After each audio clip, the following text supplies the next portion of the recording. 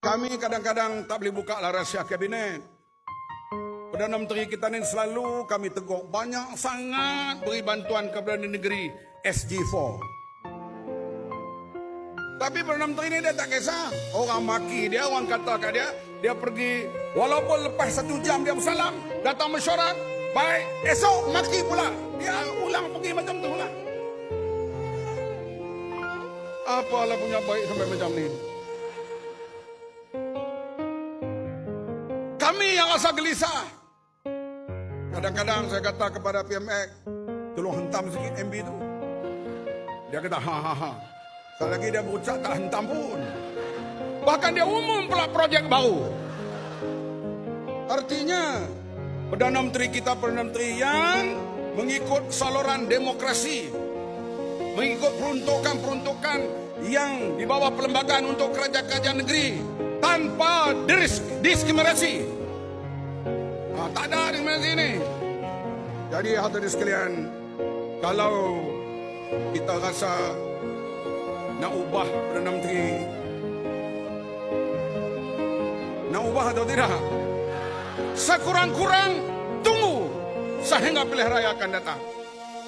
Saya pun teringin nak jadi Perdana Menteri ini.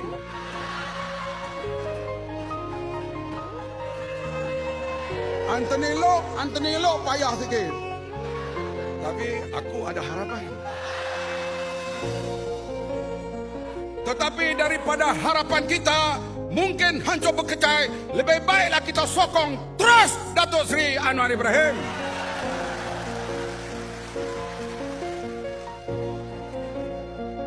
Hadirin sekalian, memang kita melihat peruntukan dan saya sendiri dalam berjalan di seluruh Malaysia pertanian ini, hal keterjaminan makanan kita tak kira negeri, tak kira warna, biru kah, merah kah, hijau kah, oren kah.